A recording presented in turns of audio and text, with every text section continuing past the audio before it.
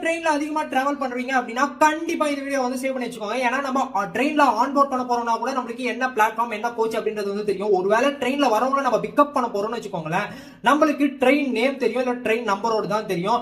அந்த ட்ரெயின் வந்து பாத்தீங்கன்னா இப்போ இந்த ஸ்டேஷன்ல எந்த பிளாட்ஃபார்ம் வரப்போகுது அப்படின்றது முன்னாடியே போர்டுல போட்டிருப்பாங்க. ஆனா நம்ம அந்த போர்டெல்லாம் பார்க்கறதே இல்ல. பறக்க வந்து எங்கேயாவது போய் நின்றுவோம். அப்படி இல்லைன்னா அனௌன்ஸ்மெண்ட்டுக்காக வெயிட் பண்ணி நம்ம 2வது பிளாட்ஃபார்ம்ல இருந்து 1வது பிளாட்ஃபார்முக்கு கடகடன் ஏறிலாம் இறங்குவோம். இந்த மாதிரிலாம் எதுவுமே பண்ணாம நீங்க முன்னாடியே train number and train name தெரிஞ்சுச்சுன்னா ஈஸியா இதுதான் பிளாட்ஃபார்ம்ன்றது நீங்க வீட்ல இருந்தே தெரிஞ்சுக்கிட்டு பொறுமையா கிளம்பி போயிட்டு அந்த ஸ்டேஷன்ல அந்த பிளாட்ஃபார்ம்ல வந்து நிக்கலாம்.